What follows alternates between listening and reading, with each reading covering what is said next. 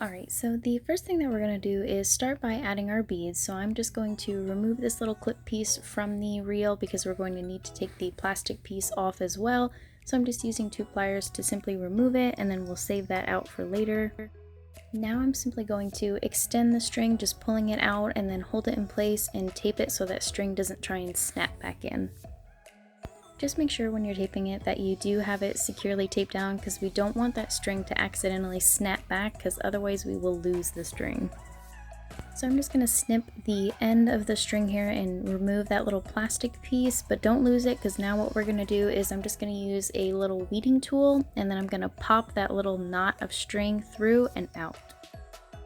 Once you have that removed, you're just going to place whatever size and style beads you want directly onto the string in whatever order you like. I typically like using the 3 20mm beads, and then I also put a little spacer bead at the end as well. Once you've added your beads, you're just going to add that little tiny black piece directly back on. Now to knot it through, I like using a torch, and I just lightly, very carefully light the end of the string just to make it kind of more firm, so when I push it through that little tiny hole, it's much easier to get back in.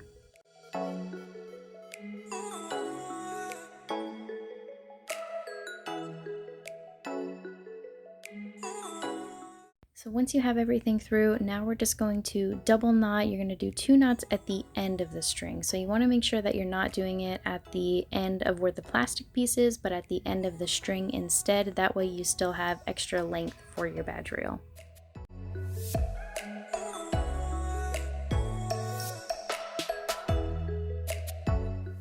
Once your string is tied, we're just going to carefully remove that masking tape, and then you can let the string back into the reel.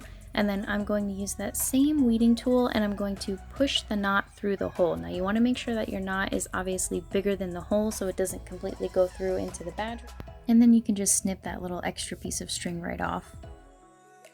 Now that we're done with the beads, we're going to move on to the face of the badge reel. So I am using one of our custom molds, and I'm going to mix up 10 milliliters of epoxy. I am using CCDIY Fast Set, and then for this I'm going to be adding a little bit of mica as well as a little bit of glitter.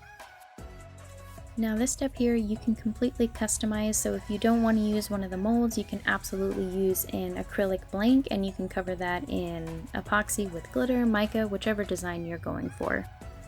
Typically for these style blanks, I like using 1.5 inch, or sometimes depending on the design 2 inch, but I don't typically go more than that because I find that's just a little bit too big for the badge reel.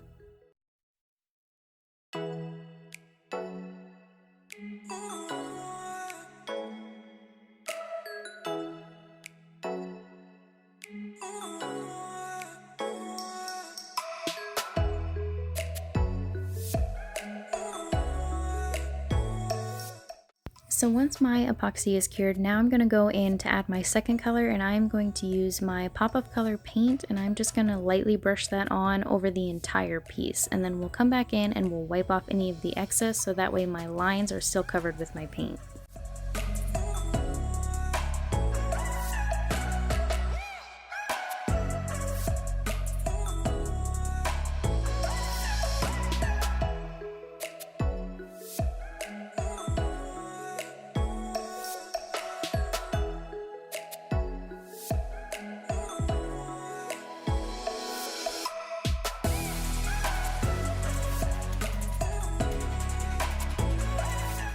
So once I've got everything fully covered how I want with my paint, I'm just going to go in with a coffee filter, and I'm going to apply a little bit of alcohol to the coffee filter, and I'm just going to wipe the paint directly off.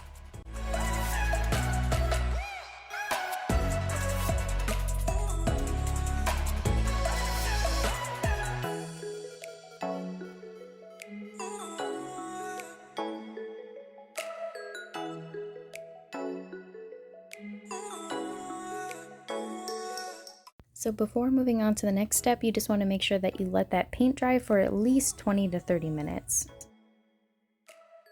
So once that's dry, now we're just going to top coat it with epoxy, and you can use whatever epoxy you would like here. I am using CCDIY Fast Set, but you can also use UV resin as well.